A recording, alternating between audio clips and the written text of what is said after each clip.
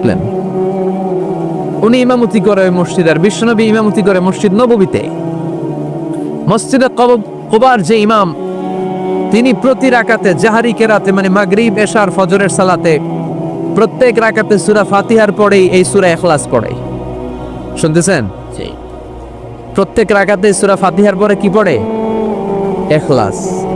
মাগরিবের প্রথম রাকাতেও ইখলাস, দ্বিতীয় রাকাতেও ইখলাস, এশার প্রথম রাকাতেও ইখলাস, দ্বিতীয় রাকাতেও ইখলাস। ইখলাস পরে এরপর অন্য একটা সূরা পড়ে, কিন্তু শুরু করে ইখলাস দিয়ে। ফজরের প্রথম রাকাতেও ইখলাস, দ্বিতীয় রাকাতেও। মুসল্লিরাকে পাইছে কি? পাইছে কি? খালি ইখলাস, খালি ইখলাস যে ধরছে। আপনি পাইছেন কি বলেন? ইমাম সাহেব বলে কিছুই পাই নাই, আমার মন চায় আমি পড়ি, তোর মন চাইলে তুই পড়, নাইলে যা। তোর কমিটির সভাপতি সেক্রেটারি এই মসজিদের ইমাম হিসেবে আমার নিয়োগ দেয় না, নিয়োগ দিছে বিশ্বনবী। আমার নিয়োগ যদি বাতিল করতে হয় লাগবে বিশ্বনবীরে তুই ভাগ।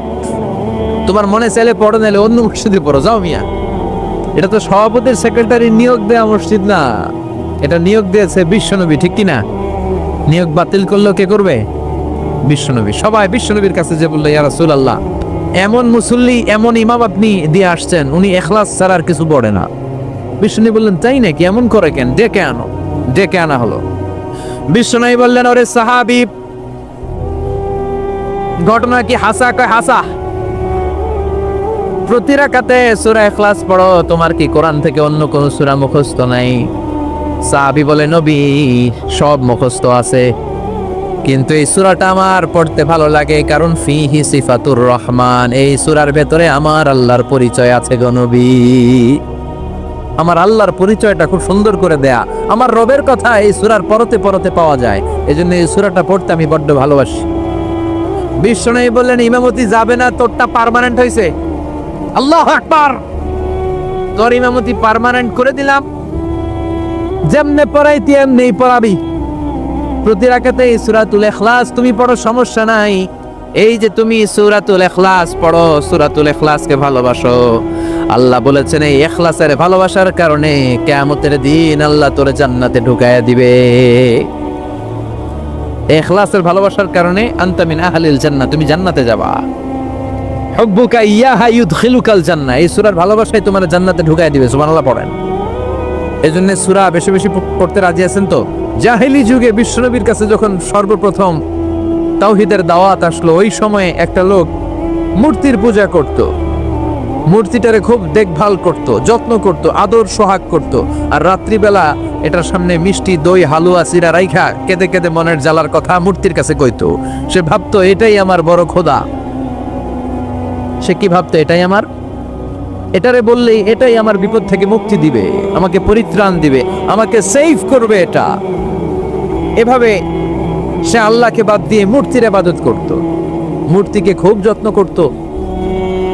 একদিন কোন এক কাজে মূর্তিটাকে রেখে এসে ঘরের বাইরে গেল, এক পাশে গেল।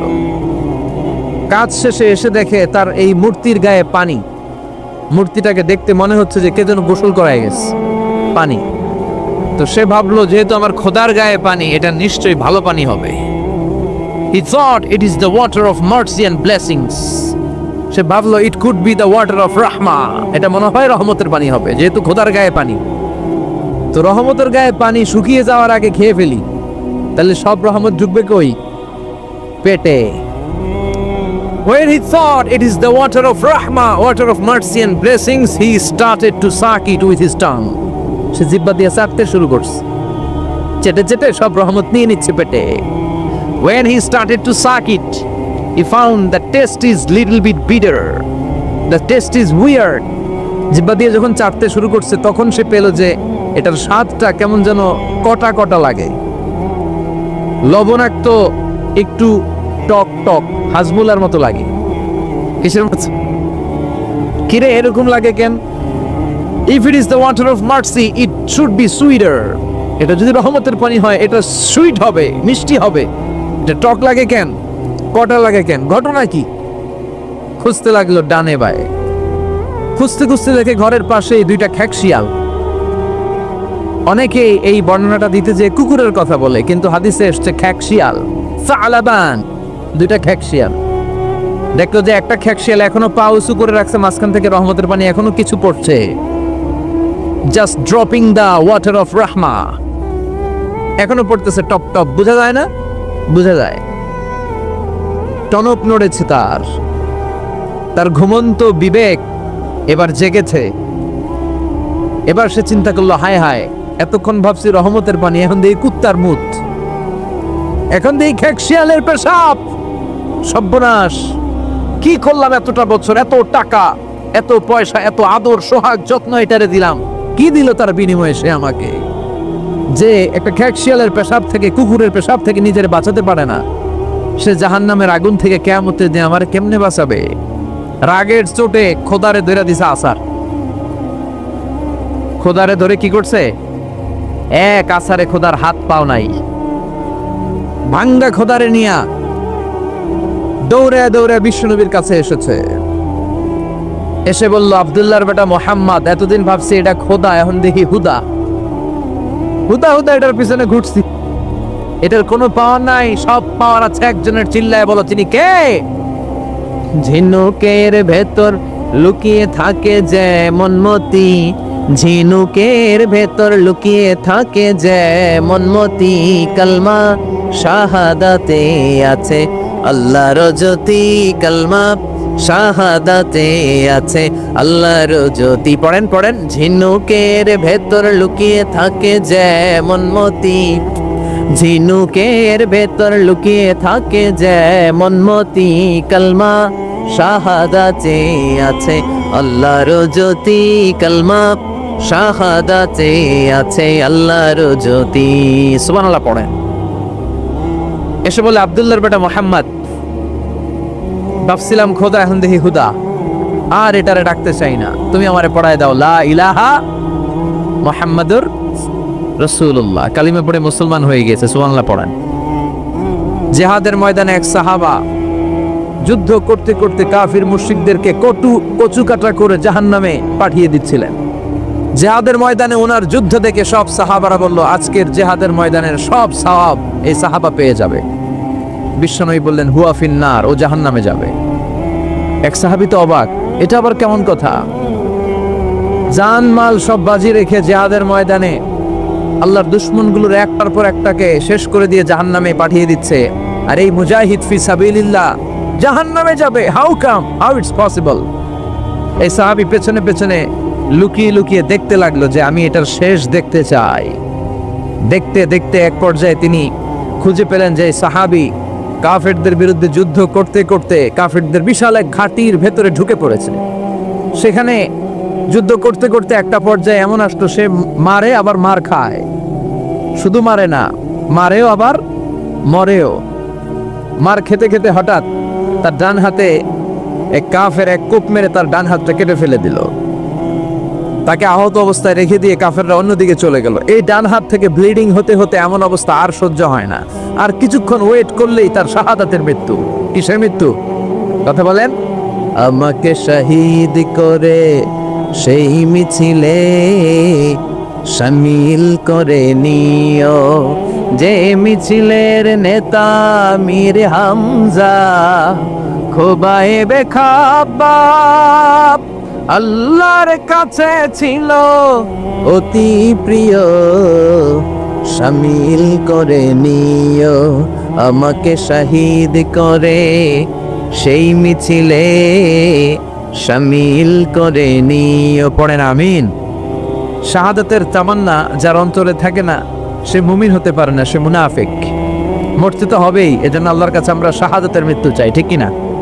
বিশ্বনবী বলেন, শাহাদাতের মৃত্যু নিয়ে কেউ যদি বিছানায় পড়েও মারা যায়, কিয়ামতের দিন শহীদদের কাতারে আল্লাহ তাকে দাঁড় করিয়ে দিবে। তো যুদ্ধ করতে করতে এই সাহাবা আর কিছু সময় অপেক্ষা করলেই শহীদি মৃত্যু, কিন্তু আর অপেক্ষা করতে না পেরে তলোয়ারটাকে সে মাটিতে গেড়ে ওই তলোয়ারের উপর ঝাঁপিয়ে পড়ল। পেটের এই পাশ থেকে ঢুকে পিঠ দিয়ে তলোয়ার বের হয়ে গেল, ওইখানে শেষ। তার মানে শাহাদাতের মৃত্যু হয় নাই, তার হয়েছে আত্মহত্যা। তার কি হয়েছে? সুইসাইড। মান খাতালা নাফসাহু বিশাইইন উযযিবা বিহি ইয়াউমাল কিয়ামা, যে ব্যক্তি যে জিনিস দিয়ে নিজেকে শেষ করবে কিয়ামতের দিন, ওটাই হবে তার শাস্তি। যে গলায় ওড়না পেঁচিয়ে মারা যায়, ওই মেয়েগুলো in the day of judgement, কিয়ামতের বিচার শেষে জাহান্নামে শুধু ওড়না পেঁচিয়ে মরতেই থাকবে। যে বিষ খেয়ে মারা যায় ওর শাস্তি হবে জাহান্নামের। আল্লাহ রহমত আর দয়া থেকে নিরাশ হয় তারা যারা কাফের, ঠিক কিনা? কত পাপ করেছেন আপনি? বনি ইসরায়েলের এক সিরিয়াল কিলার ছিল, সেই বুখারীতে এসেছে, সে এত হত্যা করেছে, হত্যা করতে করতে করতে 99 জন মানুষকে সে সিরিয়ালি মার্ডার করে ফেলছে। কয়জনকে? আপনি মারছেন কয়জন রে? আমি মারছি কয়জন রে? সে 99 জনকে মারছে। কয়জনকে? 99 জনকে। মারার পরে তার অন্তরে ভয়, হায় রে 99 জনকে আমি শেষ করে দিলাম, না জানি আমার নসিবে কি আছে, না জানি আল্লাহ আমারে কি শাস্তি দেয়। ভয়ে এক রাহেবের কাছে গেল, খ্রিস্টান পাদ্রী, খ্রিস্টানদের আল্লাহর ওলি, যে বলে, ও আল্লাহর ওলি, আমার তো বড্ড ভয় হয়, আমি অপরাধ করেছি। কি অপরাধ? আমি 99 জনকে হত্যা করেছি। রাহেব বলে, 99 জনকে হত্যা করছো? সর্বনাশ, তোর কপালে তো ক্ষমা নাই। সিরিয়াল কিলার কয়, আমার কপালে যদি ক্ষমা না থাকে তোরে বাঁচায় রে গেলা কি? আমি যেহেতু শেষ, তোরও শেষ করে মরবে, ওরেও মেরে মিস। এবার সেঞ্চুরি, এবার সেঞ্চুরি করে আবার ভয়, হায় রে 100 জনের মারলাম, না জানি আমার নসিবে কি আছে। খুঁজতে লাগলো কোনো ভালো আলেম আছে কিনা। আলেমের কাছে গেছে, যে বলে, আলেম 100 হত্যা করেছে আমি, 100 খুনের আসামি, আমার নসিবে কি ক্ষমা আছে? আলেম বলে, তুমি কি গুনাহ করছো মিয়া? তোমার গুনাহ যত বড় হোক, তোমার অন্যায় যত বড় হোক, তোমার পাপ যত বিশাল হোক, আমার আল্লাহর দয়া ভালোবাসা তার চাইতেও বিশাল।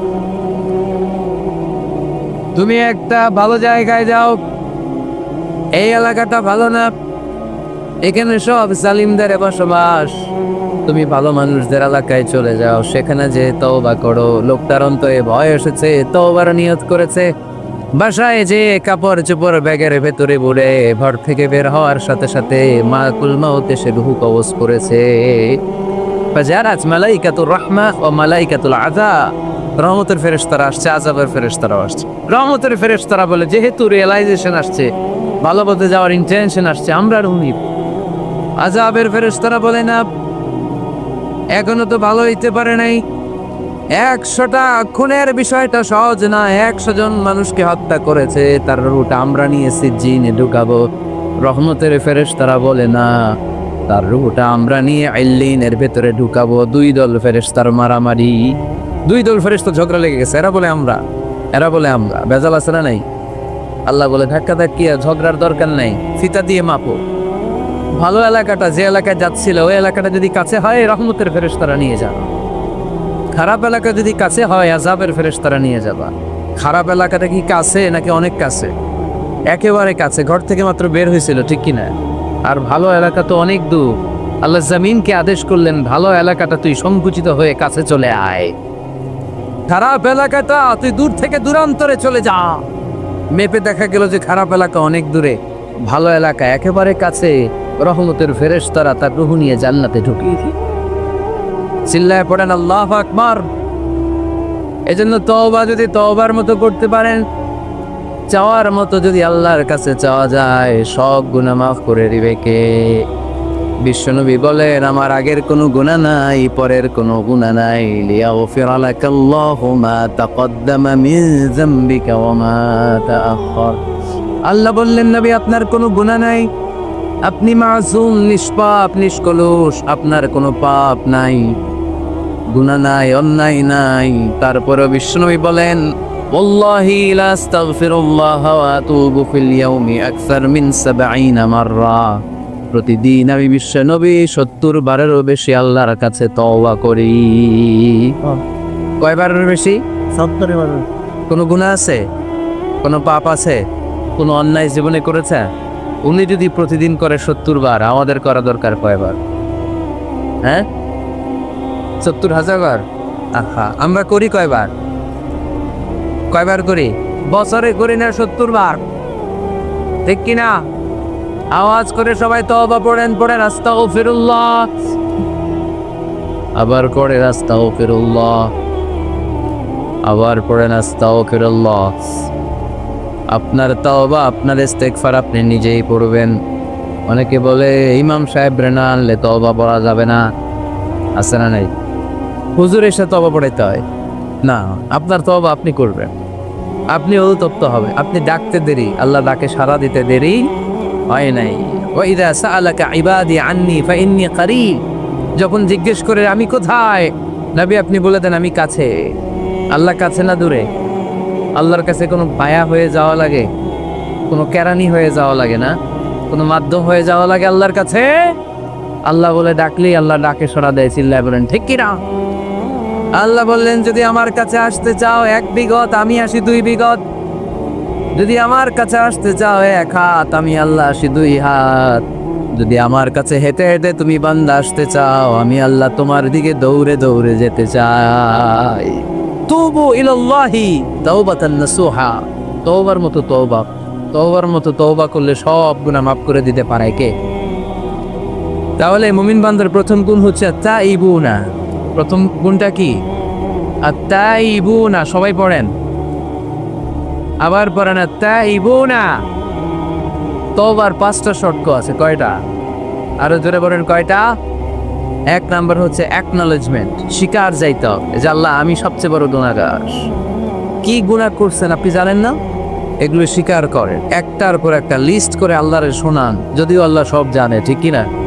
আপনি বলেন আল্লাহ আমি এই পাপ করেছি, আল্লাহ আকাশের নিচে জামিনের উপরে আমার চাইতে বড় গুনাহগার আর কেউ নাই, এমন কোনো পাপ নাই যেটা আমি করি নাই। আল্লাহ আমি ছাড়া তোমার গোলামের অভাব নাই, কিন্তু তুমি ছাড়া আর একটা রবও আমার নাই, ঠিক কিনা? এভাবে আল্লাহরে বলেন। অ্যাকনলেজমেন্ট, স্বীকারোক্তি, আল-ইকরা, স্বীকার জান যে আপনি গুনাহগার, আপনার চাইতে বড় গুনাহগার এই তল্লাটে দ্বিতীয়টা নাই। 2 নাম্বার হলো রিপেন্টেন্স, অনুতপ্ত হন, চোখের পানি ছাড়েন, মাফ করে দিবে কে?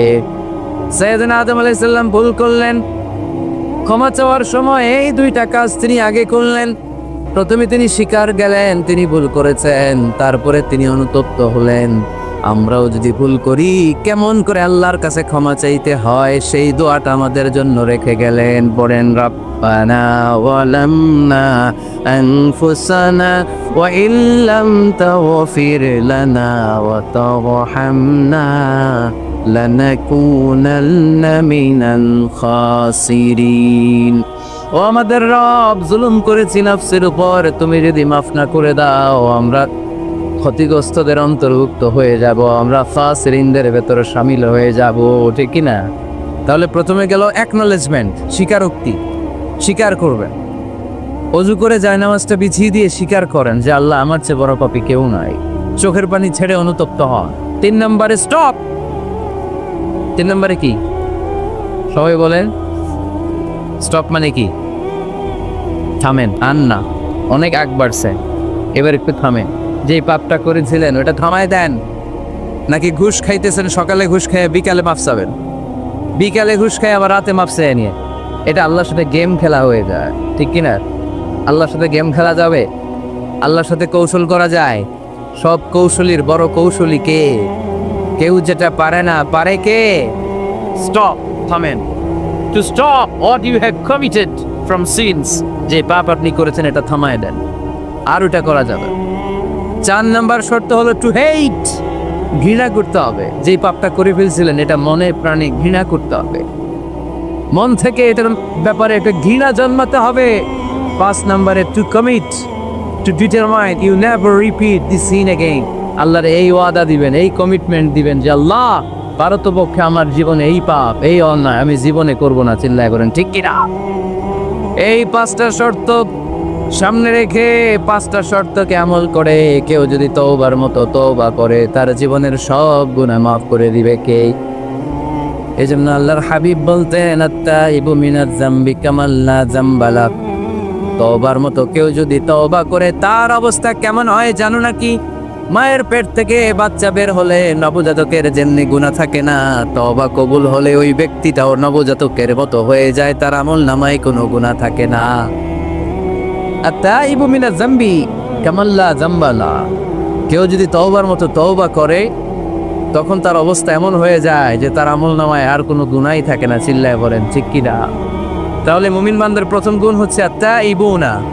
আওয়াজ করে বলেন প্রথম গুণ কি? আরো জোরে বলেন প্রথম গুণ। যে কোনো সময় আপনি আল্লাহরে ডাকবেন, আল্লাহ শুনবেন 24/7, কোনো বন্ধ নাই। বারবার চাইলে আল্লাহ খুশি হয়। দুনিয়ার নিয়মের উল্টো, এ দুনিয়াতে কারো কাছে বারবার চাইলে খুশি হয়। পাক পাখালি আর সাগর নদী পাখপাখালি আর সাগর নদী কার গুণগান গায়। আল্লাহু আল্লাহ আল্লাহু আল্লাহ আল্লাহর গুণগান গায়। সবাই পড়ে আল্লাহু আল্লাহ আল্লাহু আল্লাহ আল্লাহর গুণগান গায়। চিল্লায় পড়েন আল্লাহু আকবার। তাহলে মহাবিশ্বে যা দেখা যায় সবগুলো জিকির করে একজনের, তিনি কে? সবকিছু সেজদা করে একজনকে, তিনি কে? এই সেজদার জন্য কিয়ামতের দিন আল্লাহ আমাদেরকে আদেশ দিবে, বলবেন সেজদা দে, সেজদা দিয়ে আমারে দেখা। আপনারা ওঠা বসা শুরু করলেন কেন? আসরের সালাত আমরা পড়বো না? 4টায় আজান হবে, তো এখনো তো আমার গড়িতে 10 মিনিট বাকি, উঠলেন কেন? হ্যাঁ, বিশৃঙ্খলায় খুব শ্রেষ্ঠ আপনারা। বসেন বসেন। পৌনে 4টায় না? আজকের এই প্রোগ্রামের জন্য 4টায় দেওয়া হবে, আমাকে বলা হবে যে ইনশাআল্লাহ আর 10 মিনিট বসেন। তো এই জন্য কিয়ামতের দিন আল্লাহ তাআলা আমাদেরকে আদেশ করবেন সেজদা দাও। ইয়াউমা ইউকশাফু আন সাকি ওয়া ইউদআউনা ইলা সুজুদি ফালা ইস্তাতিউন। বলবে সেজদা দাও। আমরা যারা সেজদা দিয়েছি আমরা আল্লাহু আকবার বলে সেজদা দিয়ে আল্লাহর দেখায় দেব, সুবহানাল্লাহ। কিন্তু দুনিয়ায় যারা সেজদা দেয় নাই, মসজিদে যায় নাই, সেজদাকারীদের সাথে আন্দোলনে শরীক হয় নাই, তাদের পিঠটারে লোহার পিঠের মতো বানিয়ে দিবে কে? তারা চাইলেও পিঠটারে বাঁকা করতে পারবে?